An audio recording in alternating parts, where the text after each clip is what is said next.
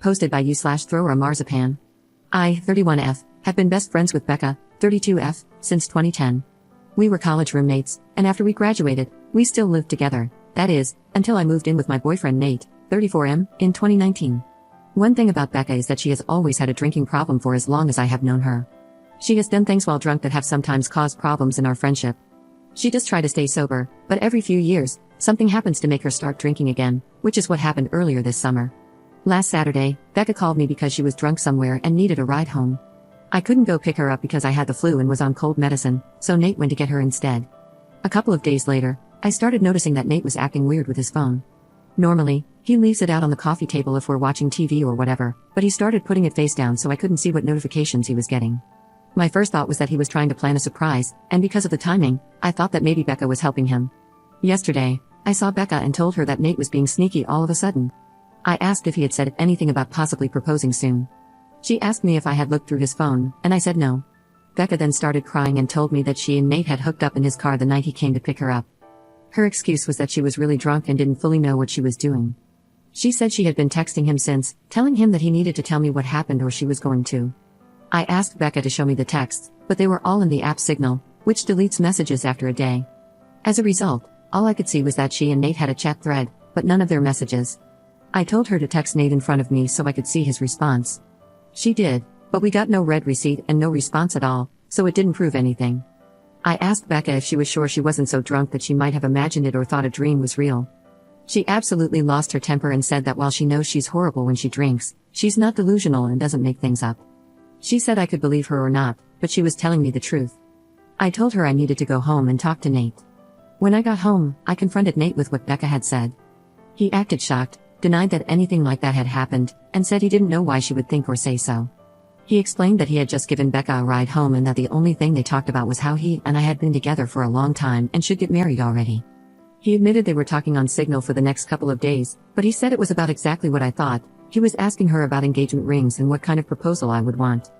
Nate replied to Becca's message from before, asking her if she made up a story about them hooking up to avoid ruining the surprise about his proposal. She texted him back, saying there was no proposal and to stop playing dumb. Nate then called her, pretending I wasn't in the room, and told her she needed to stop whatever she was trying to do because we were on the verge of breaking up, and he'd rather just have the surprise be ruined. Becca kept telling Nate to stop lying until he got angry and hung up on her. I really didn't know what to think, and I still don't. Right now, Nate is really upset and not talking to me much. He says it's bad enough that Becca acted insane and ruined his plan to propose, but it's even worse that I believed her lies even a little and would think that he would ever cheat on me. Becca texted me saying she was sorry, but otherwise, I haven't talked to her either. I don't want to think that Nate would cheat on me or that he'd take advantage of Becca if she was that drunk, but I feel like I can't be 100% sure. I've known Becca for 13 years, and I can't believe that she'd lie to me about something this important. I know she has a drinking problem, so I can believe that she'd sleep with my boyfriend if she was drunk out of her head. She's done some pretty awful things in the past when she's been drunk. I don't want to wrongly accuse Nate of something he didn't do, but I don't want to be an idiot either. Update 2 days later.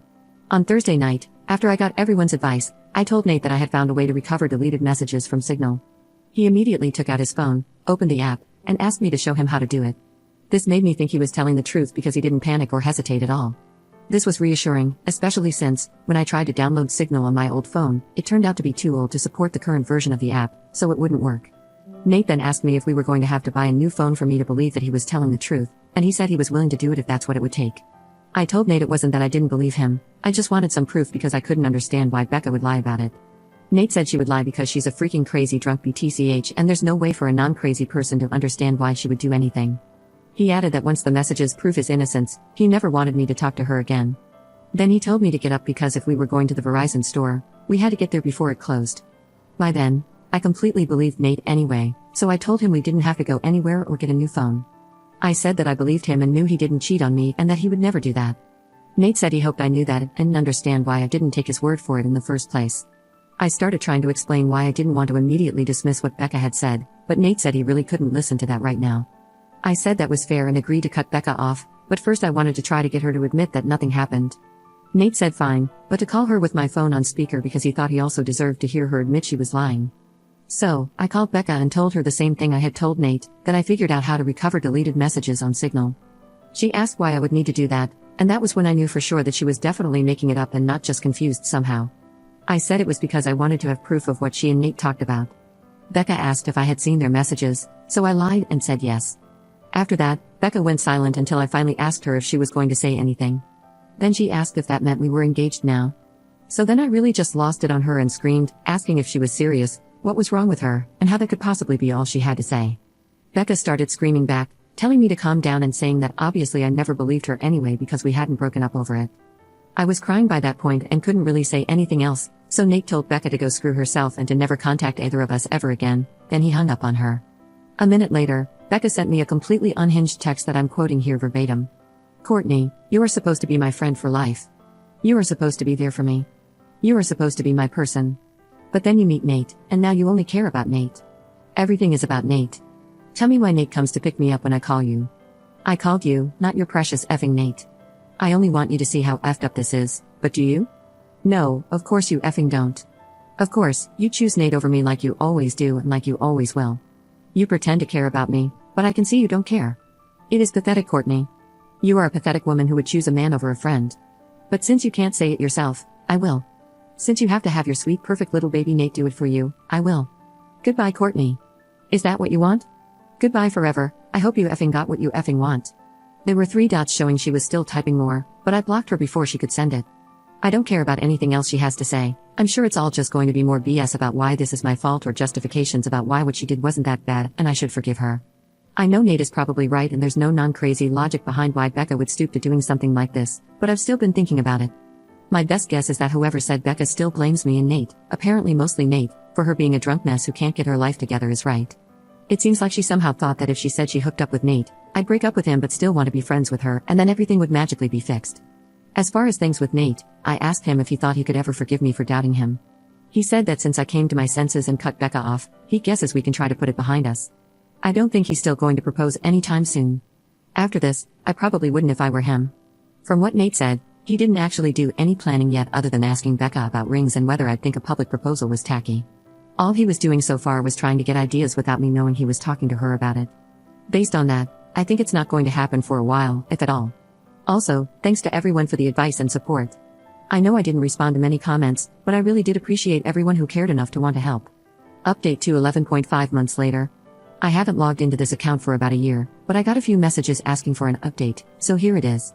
I'll keep it as short as I can. Unfortunately, I have nothing good to report. It turned out that whatever was going on with Becca that caused her to make false accusations about Nate was the beginning of some kind of psychotic break. After I blocked her, she made a whole bunch of fake accounts and started sending me completely unhinged messages about how I ruined her life and threatened to get revenge on me and Nate. This went on for months, with her sending me dozens of messages a day. I found out from other friends that she was making multiple posts on Facebook every day, which were semi-coherent rants about how much she hated me, how I was evil, and how I had ruined her life intentionally. I tried to talk to the police 2 different times to get a restraining order because I was afraid that Becca was going to show up at our apartment and attack me or Nate. I even got a front door camera because I was so scared that she was going to hurt us. The police said that because Becca wasn't threatening actual violence, she was just a nuisance and they couldn't do anything. They acted like I was overreacting, saying it isn't illegal to talk crap on Facebook. They basically told me to just keep blocking her whenever she made a new account and that eventually, she'd get bored and move on. Then finally there was an incident where someone broke the windshield of Nate's car while it was parked at his work. It could have just been a random act of vandalism because his wasn't the only car that had windows broken, but at the time, I was 100% sure it was Becca. So, I went to the police again. Eventually, an officer went to talk to Becca, and she denied touching Nate's car. I had no proof that she did. However, after the police talked to her, Becca was put into a psych ward for a week because her apartment was filthy, she was drunk out of her mind 24/7, and she was deemed a danger to herself. I have not heard anything from Becca since she left the psych ward. I don't know if she was diagnosed with something or if she's medicated now. I found out that she moved in with her dad, who thankfully lives in a different state. I check her social media occasionally to make sure she's not posting about me and that she's not around me. I haven't mentioned Nate much in this update because we're no longer together. He broke up with me after the windshield incident because he couldn't handle being constantly harassed by Becca, and to be honest, I don't think he ever forgave me for not taking his side immediately when everything started. It really hurt, but I can't blame him. I tried to talk to him about fixing things between us after Becca was gone, but he just wasn't interested.